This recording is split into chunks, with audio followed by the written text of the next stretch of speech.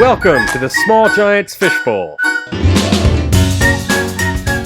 This topic is right projects and right people. When it comes to a new project for your company, what do you consider before signing on the bottom line? Financial opportunity? Bandwidth? The impact on your people? Small Giants member Theron Lala, Operations Director for Be Found Online, takes all those into account and more. Theron will walk you through the process for making sure new projects meet Be Found Online's goals and abilities. Okay, here we go. Just a very quick background on myself. I'm an engineer by education. I spent some time in the corporate world and in the startup software world. And what I realized is, that the only reason why I mentioned that part of my career is that it taught me two things. Is number one, I didn't like the corporate world. I wasn't meant for that. And number two is that I really learned how important it is to have an efficient structure to run your business. And I had no idea at the time, as Glenn said, that it was setting me up to come back and run my family's business. When I came back to run my family's business, I first learned about my family in a whole different light. I mean, let me tell you, there was an awful lot of screaming and shouting that was happening on a day-to-day basis. I mean, just leading to some very animated exchanges. And what it showed me is that everybody wasn't on the same page with what we wanted to do and how we wanted to do it. And what I realized is that I couldn't take on the accountability and the weight of the world just myself. And I needed to build a team of accountable people in place to really take the company to the next level. I would love to stand here and tell you that everything worked out perfectly. It was all hunky-dory. It wasn't. I mean, I made a lot of mistakes on the journey. And the most notable was when I looked to hire people that I could trust, I looked to hire longtime friends and more family members. So I hired my longtime childhood best friend. I hired my cousin, my brother, and my wife to work for me. And some of them turned out great and some of them didn't. But it really taught me that painful lesson of what it meant to get the right people in the right seats. Once we did, we were able to grow the business from a $6 million business to a $10 million business. And most importantly, we had a team of people that was accountable and able to take the weight of the world off my shoulders. And that's ultimately where I discovered my passion, is just helping other people to achieve the success that they want in business while living a balanced life and being able to pursue their passions in life at the same time. And so I set off on the quest to do this exclusively about 3.5 years ago, and turned over the reins of the business to my cousin John to continue running the organization today, so that I could exclusively focus on this. And this is all I do, and this is my passion. I love to help people to solve their issues and be able to get the clarity that they need to achieve their goals faster. So that's the quick background on myself. I'd love to hear a little bit of each of you too. Great, thanks, Mike. I'll go ahead and call out folks to have them just give, Sure. If you can, just give us a 30-second background on your company, and it's just so we can have a general idea of who we're talking to and who everyone in the room is. So why don't we go with Nicole first? Hey, Sally Horsefan. I'm a third-generation family member that purchased the company from my grandmother, uncle, and mother about 8 years ago. And we are a national horse transportation company that travels the U.S. and Canada. Thoroughbred race horses, show horses, harness horses, just a variety of types of horses. Fantastic. Thanks, Nicole. Aaron, I'm going to take you off of mute. Nope, you still sound like a chipmunk. So, Aaron, if you just want to go ahead and shoot me a note with Aaron Moore is out of Chicago. He is the owner and founder of PPD Painting. I don't know how much more background you want me to give on you, Aaron, but we're having a little bit of trouble with his audio. So just know he'll contribute via chat if he has something of relevance to say. So thanks for everyone's patience on that. Sorry about that, Aaron. Chris, why don't you go ahead? Sure. I'm Chris Manley with Ingenious. We're a company based in Greenville, South Carolina, and we primarily work with small to mid-sized businesses within the upstate of South Carolina with marketing and web design needs. So, thanks, Chris. Appreciate it. Hey, Megan, if you want to go ahead. Megan? Can you hear me? All right. We'll put Megan back on mute for a moment. Kurt, if you want to go ahead and introduce yourself, please. Yeah, hey everyone. Kurt Assemacher. I'm a VP of Operations here at Quicker. We're based out of Nashville, Tennessee, and we do online scheduling for healthcare across the country. So consumer-based scheduling, for healthcare, health systems, whether you need to go to a doctor's appointment, urgent care, hospital emergency department, labs. We make it seamless for consumers to be able to self-schedule themselves into those appointments. Fantastic. Thank you, Kurt. Kurt, I'm going to go ahead. I'm getting some background noise from you, so I'm going to mute your audio for now. I apologize about that. Sandy, if you want to go ahead. Yep, I was muted, sorry. Yeah, I'm Sandy Duplage with Dynamic Language. We are about a 30-year-old company in Seattle, Washington, also a family-owned business, and my brother and I are taking over second-generation business owners. That transition is happening right now. And we provide language services, translation, interpretation services in over 150 languages. I guess the easy thing that we like to say is we help businesses communicate in over 150 languages. Fantastic. Thanks, Sandy. I appreciate it. Just a quick note, for some of you folks that I have on muted audio, if you're connected through your computer, we seem to be having a little bit of issue there for some folks. You can call in and connect a headset to your phone, and that seems to resolve some of the audio issues if you feel like it. Otherwise, we'll be keeping you on mute just to keep the background noise to a minimum. You can always submit questions or information using the chat button that appears on the bottom of your window. So if you go across, you'll have a couple options there. Hit chat, and we'll make sure that your input is into the conversation. So appreciate you sticking with us through some of these technology issues. So, but Mike, if you want to go ahead and talk some more about EOS, we'd love to hear. Yeah, absolutely. What I'd like to do is, I'm just going to give you a high-level overview, and here I have two goals for our time together. Is number one is I just want to give you a different perspective of looking at your business in a different way. And the second goal is, I want to show you how to use some simple tools that will help you to make sure you have the right people in the right seats and keep that ongoing. So here, what I'd like to do is just paint you the bigger picture context first of how this all works. So at the center of this is your business. I'm hearing a little bit of background noise there too, Glenn. I got her. That's Megan. All right, there we go. Okay, cool. Thanks. Here, so at the center of this is your business. So each of you are different businesses. There's been 1,000 companies that have gone through this process. I've helped 23 of them here to date. And so here, to get a sense for what this is that most of us, if we're normal, are wrestling with about 136 things in our heads at once, right? We just have a lot of stuff going on a day-to-day basis.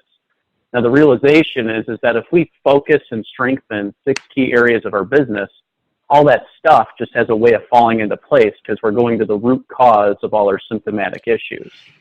So here, I just want to show you what the 6 key areas are to give you a sense. First key component is vision. The idea with the vision component is to get your leadership team and everybody in your company 100% on the same page with where you're going and your plan of how you're going to get it there. Second key component is people. Without great people, we can't achieve the vision. It doesn't matter what the vision is. And the key here is that the definition of great people is different for every single company. Even if you're in the same industry with all your competitors, the definition of what it means to be great is different for each of you. Third key component is data. And with the data component is where we get a pulse on the business through a handful of numbers. So we're going to cut through all the opinions and all the feelings that we have and really boil down the organization to good solid data. Because at the end of the day, the data doesn't lie. when you look at the first three components, when the vision component is strong and the people and the data components are all strong and healthy, you get a sense for what that feels like. It's this really lucid, open, honest, very transparent organization where problems and opportunities, they stick out. We just call those issues. And the easiest way to think about issues is that if this is the vision, if this is where we want to be, everything standing in our way of getting there is just an issue. We just have to be really good at solving them internally and not relying on outside people to solve your own issues. So you're creating a team of creative problem solvers top to bottom in your company. The fifth key component is process. And with the process component, this is where we systemize your business. So create more consistency top to bottom so that everything happens the right way the first time. And so here, when you do this right, you're able to scale your company to whatever size you want to scale it to, and everything happens efficiently and effectively so that you're more profitable and having more fun doing it. Last but not least is traction. So traction is where we bring that vision down to the ground and we execute. Right? So this is, think about it this way, this is where accountability and discipline are instilled at all levels of your organization so that everybody becomes as accountable and disciplined as you want them to be. And this is how you gain more progress towards that vision faster at the end of the day. So here, what I wanted to do is just give you a high-level context overview of the 6 key areas of your business. And the idea is that any issue that you have in your company, you can root cause and solve them in one of these 6 key areas for the long-term greater good of the company. For today's purpose, what I wanted to do is we're going to focus on the people component. And this is really getting clear on what it means to have the right people in the right seats. Now, these terms were made very popular by Jim Collins in his book, Good to Great. And he laid out the theory and the whole understanding for what we're trying to do here. But what I'm going to do is I'm going to take you a level deeper and give you some tangible tools that will help you to articulate what it means to have the right people in the right seats for each of your businesses. So let's take them one at a time. Right people. First, right people all stems from having people that share your core values. Now, I know that with the Small Giants community and the previous webinars that you've had, you focused a lot on core values. So I won't spend too much time here, but I want to get at the essence of why this is so vital. Core values, it's vital that we get these right with your company because they define the uniqueness of your culture. They define what you care about and value most. And the idea is that they don't change over time. I mean, whether we're double or triple the size company that you are today, your core values should not change. They're timeless guiding principles. And ultimately, we need to make sure we have a solid formula or foundation for using them to hire, fire, manage, and reward all of our people. And the most important thing here is that they're discovered. They're not created, they're not invented, they exist today. They are what defines your culture today. And so the idea here is that when I work with clients, I see them have some core values such as integrity, honesty, professionalism, excellence. Those are all great, but the problem is they don't make the culture unique. And we've got to define the uniqueness of your culture for what it is today. The other side of the coin that I see work-life balance as a core value that shows up, or a potential core value that shows up often. And most often, those are from companies that are working 60, 70, 80-hour work weeks. Now, the problem with that is it's something that they desire, but it doesn't, when you look in the mirror and you face it today, is it who we really are today? It's really not. And so the problem is it's more aspirational. And if we have an aspirational core value, it's going to look like a joke to the rest of our people. So we really have to hone and refine and make sure they truly are discovered for what makes us unique. The reason why I spend time on this is because it sets it up for the tool that I'm about to show you here called the People Analyzer. Now, the People Analyzer is a very simple but powerful tool that will help you to get clear on whether you have the right people around you or not. So assuming you did good work in discovering your core values, we put the core values up at the top. And so my core values, for example, I'm using these as kind of our test case, are humbly confident, grow or die, help first, do the right thing, and do what you say. Now, the idea is that we put the names of our people down on the left, and the names of here's 3 hypothetical people here. And the idea is that we now need to rate each person against each core value using 1 of 3 ratings, a plus minus, or a minus. The idea is that plus means that they demonstrate the core value most of the time. Nobody's perfect, but most of the time they do. Plus minus is pretty mediocre. We're on the fence. And minus is most of the time they don't demonstrate that core value. So what happens here is that we end up with these ratings going across. When we say to Sally Jones, is she humbly confident? Does she have the grow or die mentality? Is that the way she operates? Health first, do the right thing, and do what you say. So here in this example, they're all pluses all the way across. John Smith, on the other hand, is not so hot. George Wilson's really right on the fence, right? So pretty mediocre. Now the idea is that you come up with these ratings for each of your people. This stems from the leadership team, though.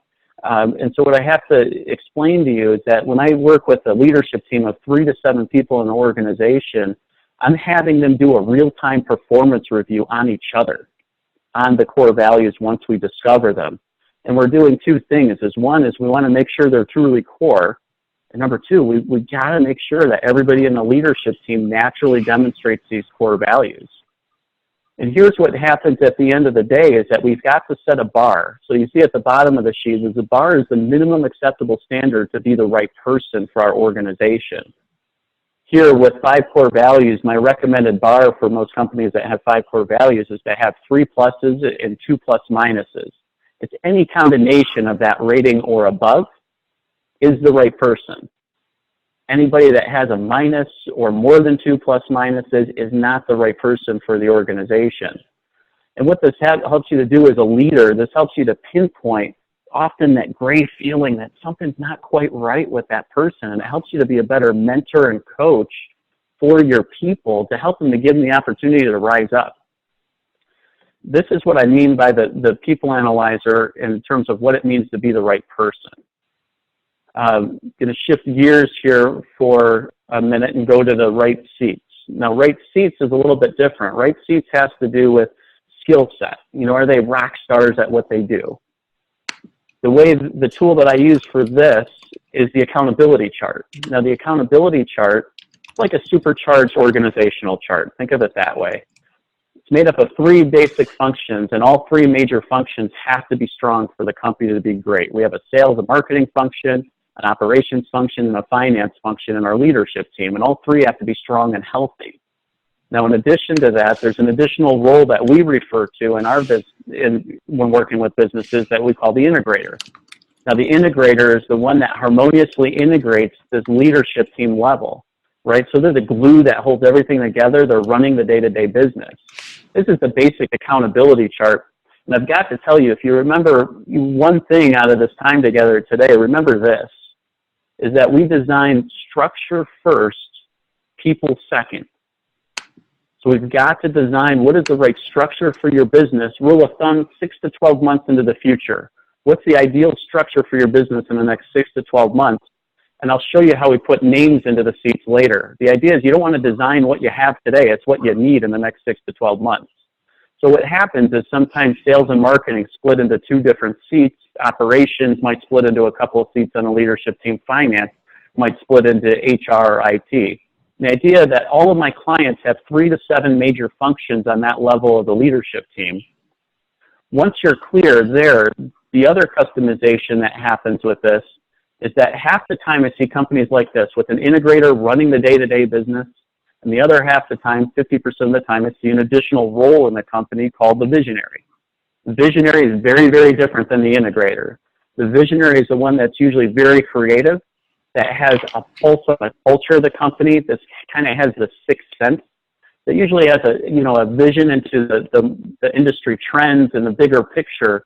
And I also like to say that they have 20 ideas before breakfast in the morning, and I lovingly say that 19 of them are not so hot, but it's one that takes the company to the moon, takes you to a whole different level. Very, very different than the integrator. The integrator is the one that's in the detailed day-to-day business running the organization. Now, if this role exists in your business, we've got to show it on your accountability chart and then ultimately define the 5 roles and responsibilities that we expect out of each of these functions.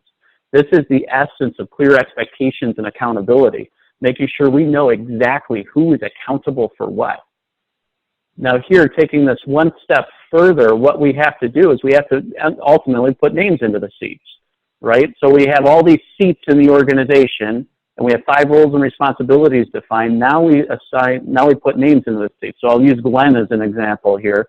And I'll say, what does it take to put Glenn's name in this seat with the 5 roles and responsibilities?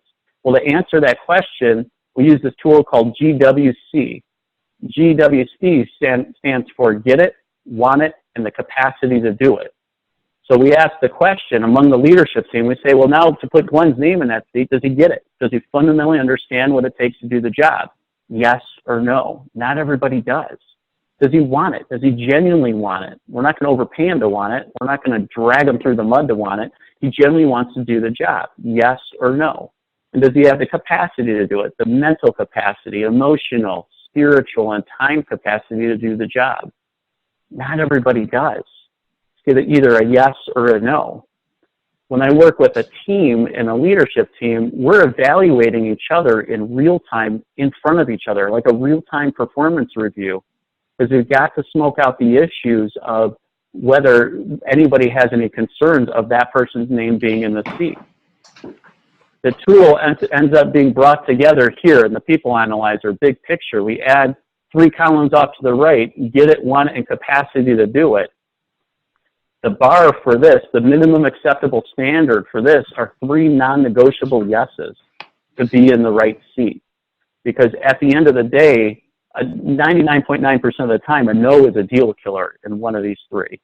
And it's not going to be a fit at the end of the day. Here, when you look at this, is that now this is a tool that you can use in your organization to determine, do you have the right people that share your core values? And are they in the right seat? Do they get it? Do they want it? Do they have the capacity to do it? It helps you to pinpoint where you have people issues faster in your organization, especially when you do these ratings together as a leadership team to give the average perspective of the room of what everybody's looking at when they think of that Sally Jones or John Smith, so that everybody can get that average perception up on the board. It'll help you to avoid sleepless nights of people issues and help you to really come up with what you need to do faster. And this is the tool that I wanted to show you here. Just wanted to give this to you at a very high level so that you get a sense of, how this works. I want to turn it back to Glenn here to open it up for questions. I'd like to know, what are your people issues? Do you have the right people in the right seats? So, excuse me. Yeah, so actually, Nicole, you and I had a conversation a little while back where you were looking for insights on bringing the right people into your company.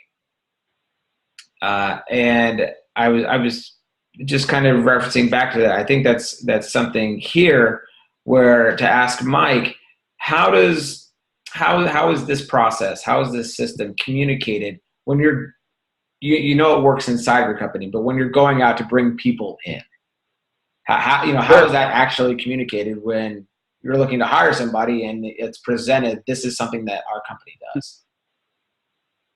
Absolutely. It's a question I get a lot. And it's one thing to evaluate your existing people, but then another to make sure you're filtering the right people from coming in, or to prevent the wrong people from coming in, rather. The way that I have my clients do this is that when you discover your core values and your leadership team is absolutely confident on those core values being yours, what I do is I have them write a core values speech. And when I say core values speech, what I mean is that if you have 5 core values, the idea is that you're coming up with bullet points of stories or examples, usually 1 or 2 for each, that really helps it to hit home what it feels like to be part of your team and to be the right person in our organization. With that done, what I have them do is they integrate that into their hiring process, into their interview process. And so usually the owner or somebody on the leadership team has the privilege of having to deliver that core value speech to a prospective candidate. And what happens is you're delivering that with such passion coming from yourself on what it feels like to be the right person for our team, the candidate is going to do one of 2 things. They're either going to lean forward and they're going to get really excited. You're going to see it in their body language, and they're going to start relaying examples back to you automatically of why those core values just hit home with them. Or they're going to be like this. They're going to be nodding their heads. They're going to be agreeing with you, but their body language is going to be a little stiff. They're going to turn a little white. And, you know, you're going to see it in their body language that it's making them uncomfortable.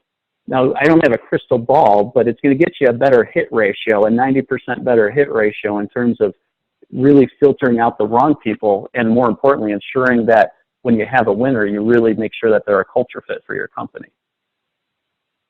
Gotcha. Thank you. I appreciate that. I have a couple other questions, but I want to open it up to the floor, or the fishbowl, as we might say, for questions from the audience. So if you're on mute, do me a favor and just raise your hand, and I'll take you off of mute so you can ask your question. Otherwise, I'll keep pushing forward.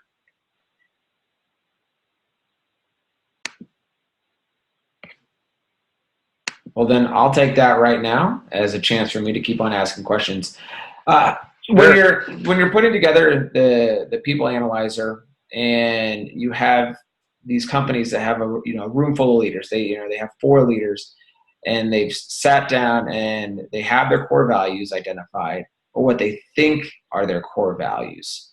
How often, when you're going into a company, do you see them start to have this conversation about how this team works together, where the people fit, and they realize that what they thought were their values weren't really their values, and how they do they identify them so they can move through this process?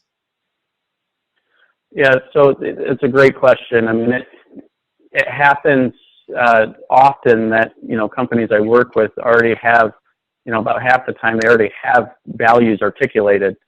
But what happens is most of the time they're not actionable. They're great ideals and great, from an understanding perspective of just, what does our company represent, or what do we want it to represent? And so what I do is that when we go into the company that already has their core values, if they're really excited about them and they really think they define them, I'll have the team rate each other on their core values. And I'm going to ask them questions like, when's the last time you fired somebody for not demonstrating one of your core values? When's the last time you had think about it this way, a core value celebration or a core value violation, in your company. And if they have trouble articulating that around there, then they're not really using the core values to the extent that they should be. So here, what we end up doing is 90% of the time we end up having to I take them back through a discovery process. It takes about 2 hours in one of our sessions to really nail the core values in a way that's actionable, that can be used in the people analyzer, and more importantly, that really represents the uniqueness of their culture. And that's what we typically do, walking through that in the session, and then ultimately re-rating each other on it to really make sure that the team really embodies those values. How long is that process typically to accomplish that? Well, the process of the core values typically takes about 2 hours itself. To implement this tool, this people analyzer in an organization, it takes about a year for a team to fully implement top to bottom in their company. Now, when I say top to bottom in your company, I mean the typical clients that I'm working with have 10 to 250 employees. They're a 2 to 50 million revenue size company. And so it starts at the leadership team. We got to make sure that's right. And I'm teaching the tools in such a way that it's the goal of the leadership team to then roll that out to the rest of the company. And we have a systematic way of how and when they do that. But then we got to tackle each issue as it comes up one at a time to figure out what are we going to do about it, how are you going to handle it, and make sure that the team agrees on the next steps. One other point on that, Glenn, as well, we've got to own this, as the leader for the organization first. I mean, we got to tell our people what these core values mean to us. So the same thing that I told you about the core value speech before, the other thing that I have my teams do is work with what I call a state of the company address. Every 90 days, they're telling that core value speech to their employees in an all-hands meeting, which helps to reinforce the core values. The first few times you do it, you might get the kind of the eye rolls from the rest of your team. And you're like, oh, here we go again. What are we doing now? But what happens is after about 4 or 5 quarters of doing it, you start to see this behavior change, and really people start to really identify with it. They know that you're serious. It helps to reinforce them throughout the company. Plus, you're giving examples and rewarding people for it at that time too. So it's regular intervals like that, you know, at a minimum once a quarter to deliver that core value speech to really help embody, make sure your team embodies them. Gotcha. Thank you for that. Actually, Mike, if I can ask a favor real quick, if you can take it off share screen, and that way we can just kind of chat, and I can make it so everybody can actually see each other's faces. And that way it's easier to point out somebody and say, is there anybody who has a question at this point or has some perspective on what they're hearing? And this goes with the folks that are just on audio as well, who I can't see and call out and point at. So.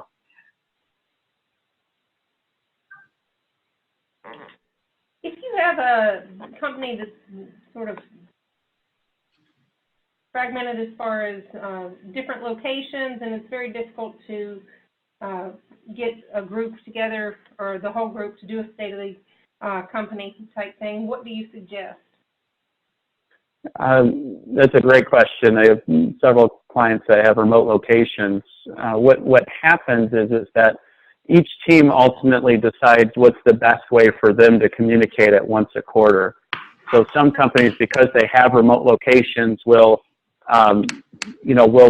deliver their core value speech departmentally once a quarter, or geographically at the other locations. They'll have, whether it's the owner, founder, or a key leadership team member, somebody delivering that core value speech to that team, not just via email, but so that they can see you, they can hear you, they can hear the examples from it.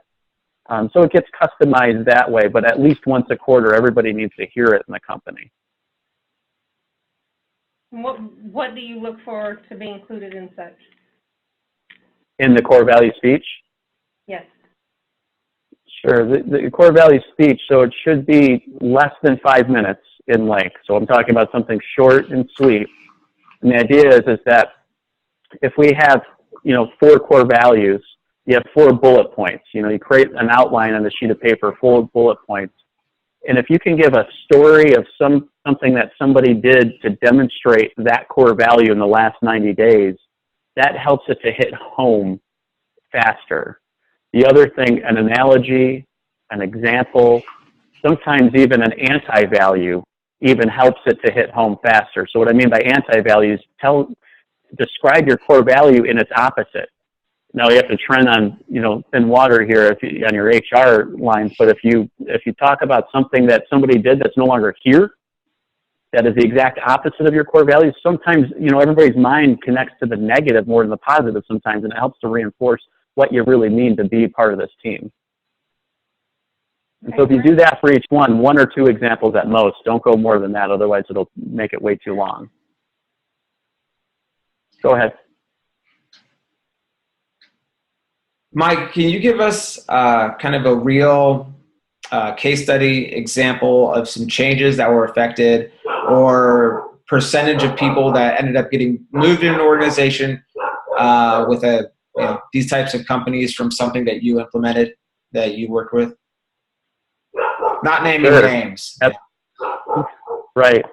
There's several examples. One of which, I'd like to talk about is that, one of my clients was growing rapidly, and the owner, the founder, he was a 2nd generation family business owner. His father was no longer in the business. And he grew it by, kind of brute force. He was able to do each one of the positions in the company. So he knew everything inside and out, right? So, he just was the expert at it. And what happened is the business got to a size where he literally did not have enough time in the day to really do it all and do it all well. Things were just falling through the cracks. And the problem is that, he had some people in place that were doing their jobs, but when he would come in, he would kind of swoop in and take over that particular position and do it and show them, and it would unearth some of the priorities that team had. Because the owner came in and made that impact and started doing some of the work themselves. ultimately what we helped him to realize is from a leadership team perspective is that he really belonged in the visionary seat.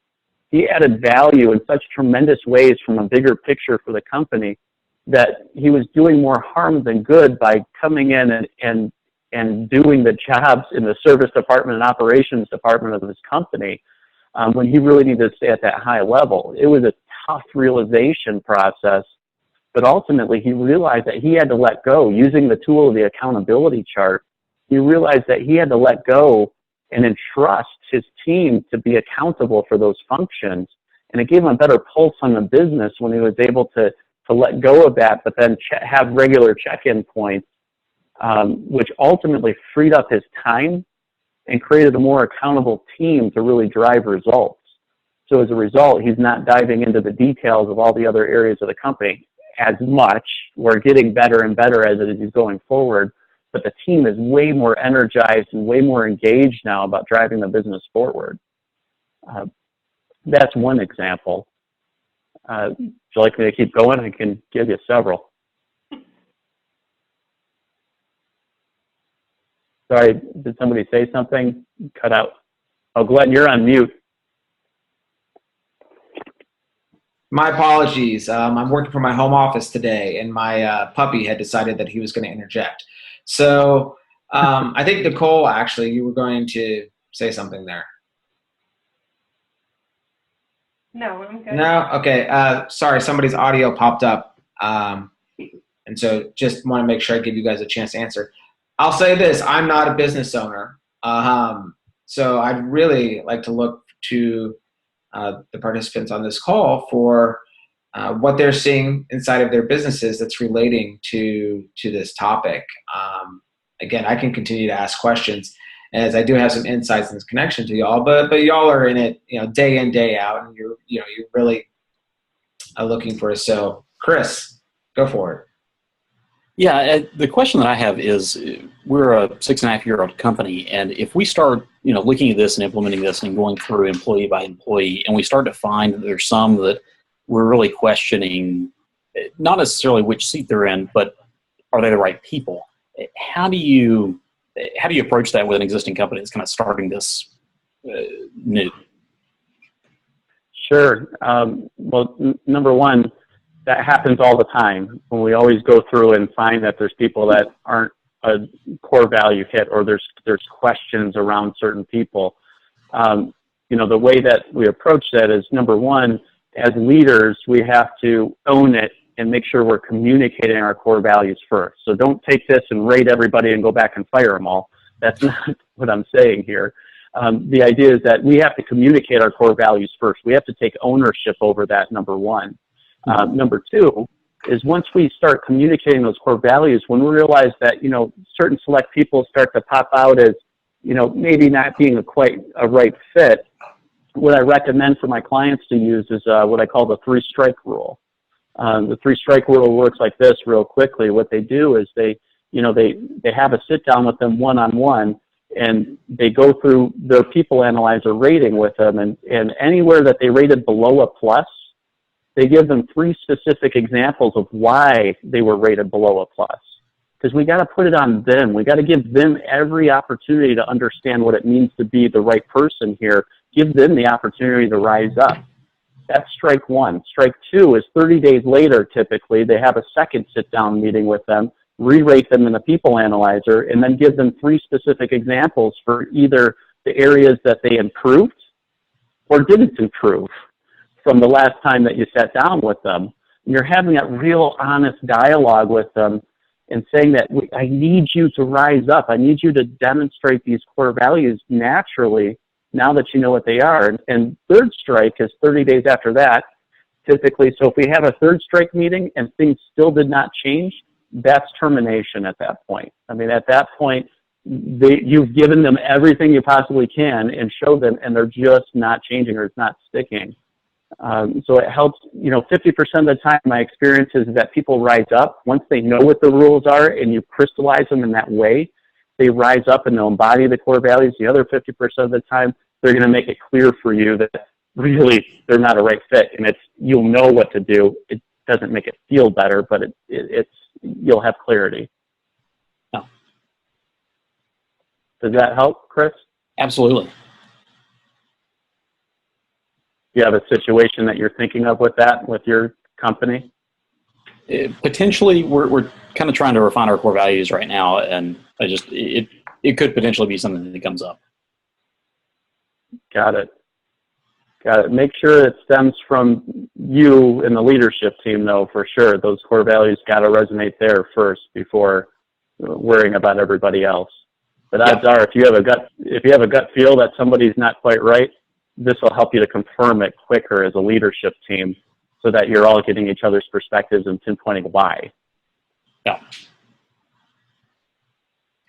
Mike, do you have another example of maybe how some material changes were made and the results for companies that are more values driven, companies that aren't focused on growing as fast as they possibly can, people that kind of fit into the small giants realm? I'm not asking you to tell us exactly how Marissa is changing her company, but you've had some experience with business owners like this. Can you tell us some of the things that you've seen versus other types of businesses that are, again, looking to grow as fast as they possibly can, and maybe don't have a clear definition of their values in their heads already? Yeah, it's a great question. There's, when you say that, there's one of my clients that pops out right away, and they're about $2.5 million in revenue, on the smaller side. And what they did is that, they constantly had these people issues in their company in terms of they had some high turnover, and select people were there for a long time and really fit into the culture of their company, and they couldn't put their finger on why they were having some of these problems. And ultimately what happened is that when we started articulating their core values and really nailed them and discovered them, for what they truly were, we helped nail the unique aspect of their culture. And, one session sticks out in my mind. It was, I think, their first quarterly session that we had. They identified they had 27 people in the company. 9 of them they had concerns about, they felt were people issues. They didn't know exactly why or what was wrong there. But what we did is we had the people analyzed or clarified, and up on the whiteboard, we were able to solve 9 people issues in less than an hour to get clear on what they needed to do. And so what happened, what the result was from that, was that 3 of them rose up over time, over the next quarter. They said over the next quarter, we're going to give these people an opportunity to rise up to see what they can do. 3 of them rose up, 3 of them didn't. And they ended up having to terminate the other 3. And then the last 3 really just were able to tweak 1 or 2 aspects of their core values to get at the bar. It was just a clarifying effect of really having those values understood by them that really gave them that opportunity to move forward. And now fast forward to today, this is a year and a half later, it's night and day difference for them. I mean, as a result, that they have more time and balance in their lives. They have a team of people that really embody their core values now. And as a result, they've actually grown to more than just this past quarter. They came in at a little over 4 million for the past year. And so it's just the result that happened with the growth by having those talented people that really embodied their values at the end of the day. And that wasn't their top line motive, wasn't growth. It was really just balance and getting people that they could trust and that could really carry their business forward. When a company sits down and really evaluates themselves from this perspective and goes through this process, about how long does it take to start to see that fundamental change in how the company is operating? I know you said that it takes about a year to get through the process, but after you've gotten through it, when do you start to really see those changes? Well, it starts right away at the leadership team level. So at the leadership team level, within the first 1 to 2 months, you'll start to see some changes in terms of cohesiveness and functioning with your leadership team, just really working and gelling better together. And as after about between 3 and 9 months, between 3 and 9 months is when the rollout occurs, when you're really rolling these values out and rolling the tools out to the rest of the organization. So some teams are faster, some teams like to take more time because, you know, they just really want to digest it a little bit more. But really between that 3 and 9 month time frame, they're really starting to roll those out to the company, to the rest of the team, and then they're starting to get clarity on where they have people issues. Some companies want to act fast.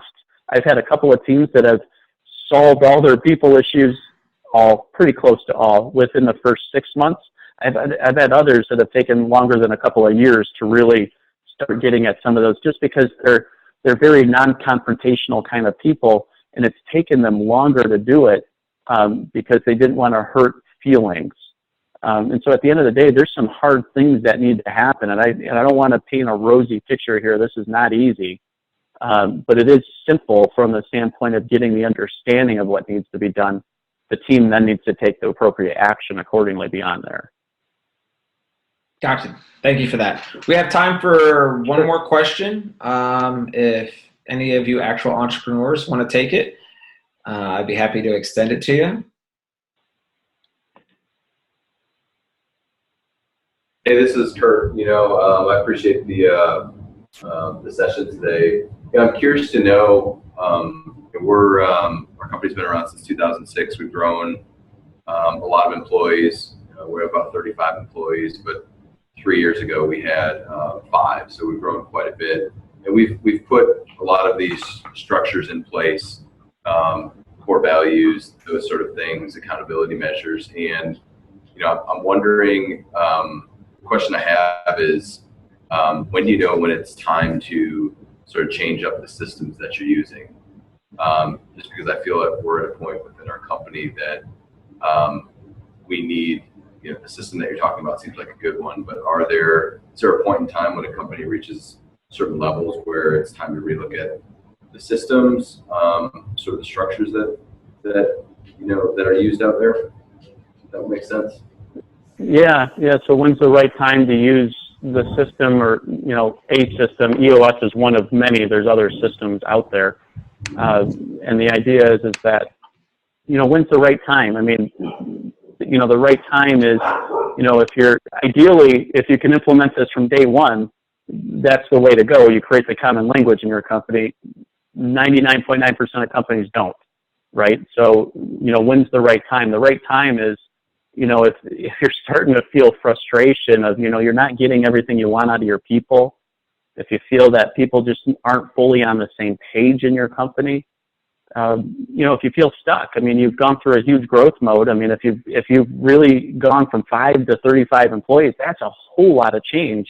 And now you have a whole lot of moving parts that you got to keep in sync and keep accountable and make sure they're rolling forward all in the same direction.